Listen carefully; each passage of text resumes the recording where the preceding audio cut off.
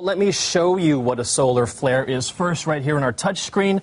Basically, it is a huge explosion in the sun's atmosphere that can have the bang of up to 100 million hydrogen bombs. Now, take a look at this great video from NASA, too. You can see that burst of energy all around the sun that occurred on Valentine's Day and was the most powerful flare the sun has emitted in the last 4 years. Now, this right here is a close-up. It's from NASA, and it shows the flare coming out of the southern hemisphere of the sun. And this explosion should just be the first of many in 2011. This year, the sun is actually headed into the peak of its 11-year activity cycle, and that could mean some bad news for us here on Earth as we get way more charged particles from the sun hitting the Earth, especially if you have a cell phone, take flights, or use electricity. So pretty much all of us here are going to feel this brunt. Now, earlier, I spoke with the head of space weather here at the Hong Kong Meteorological Society about the potential damage. He told me that transformers in electricity grids could short circuit and explode because of solar flares. That's because most transformers are connected in series. So if one transformer blows, then the whole chain of transformers could blow,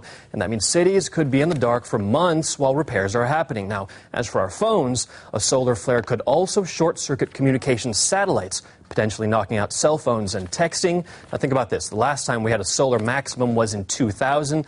Since then, we've come to rely on our technology much, much more. Andrew? A world without cell phones. Interesting. Some people quite like that, Rami. But, fair point. I mean, obviously, electricity, cell phones. What about air travellers? Is it going to impact on plane travel? You know, that's a good question. For frequent flyers especially, they will be affected. A solar flare actually would give you a very unhealthy dose of X-rays. The February flare we just had actually caused flight diversions away from the North and the South Poles. The atmosphere is actually thinner up there in those higher latitudes. That means less protection for passengers. Also, flight diversions mean longer trips around the equator and higher fuel consumptions, which mean higher costs that will probably be passed on to you, the consumer.